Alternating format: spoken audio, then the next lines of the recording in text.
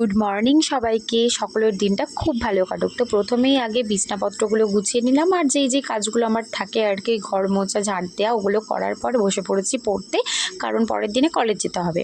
আর কলেজে যদি না পড়া করে নিয়ে যাই তাহলে রোদেতে দাঁড়িয়ে থাকতে হবে।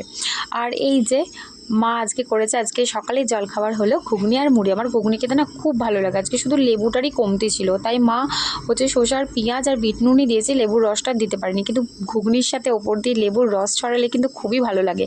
আর মুড়ি নিয়ে নিয়েছিলাম। সকাল থেকে একটাও ক্লিপ নিতে পারিনি, কারণ কিছু কাজে গিয়েছিলাম, তো সেখানেতে ভিডিও অ্যালাউ ছিল না বলতেই পারো, অফিসিয়ালি কাজ। তারপর এখানেতে আমি আজকে রাত 2টোর সময় ভিডিওটা করছি। বাড়ি এসে দেখছি একটা জানালার কালার এরকম আর একটা জানালার কালার এরকম। বাবা এমনি রঙটা করছে, কারণ আমাদের জানলা দরজার রঙগুলো একটু ছোটো ছোটো গেছে, তার জন্য বাবা এই যে রঙটা করেছে, খুব সুন্দর করেছে। বাবা এমনি শখে রঙটা করে।